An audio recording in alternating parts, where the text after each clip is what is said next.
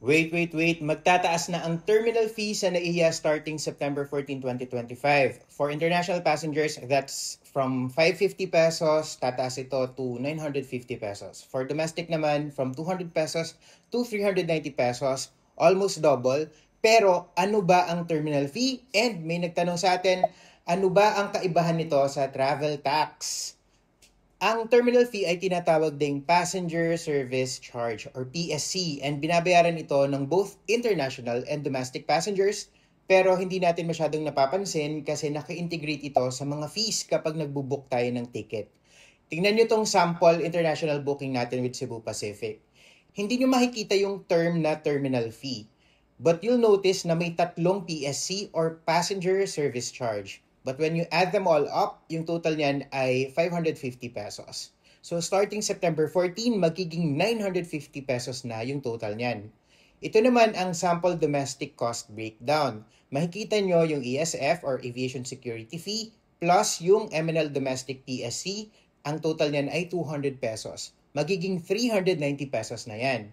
May exemptions naman like OFWs, religious pilgrims, and athletes na sasali sa international competitions. Most new travelers, hindi siguro ito napapansin kasi automatically charge ito when booking a plane ticket. So, i-expect nyo na tataas din ang presyo ng flight tickets soon. Iba ito sa travel tax ha. Yung terminal fee, basta gumamit ka ng airport, domestic man or international, Pinoy ka man or foreigner, kailangang bayaran ito. Pero yung travel tax, ito ang buwis na ini-impose ng gobyerno for international passengers lang na mostly Pinoy.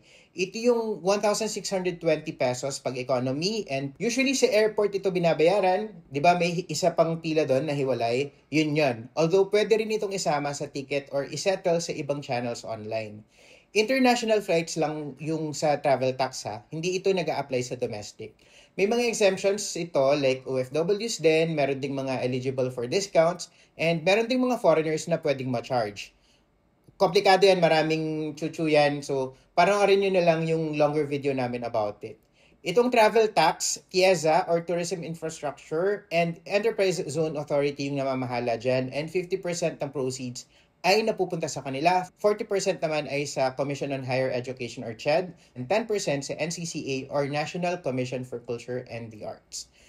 Yung terminal fee ang nag-increase, hindi itong travel tax. Nalilito yung ilan dito pero magkaiba siya.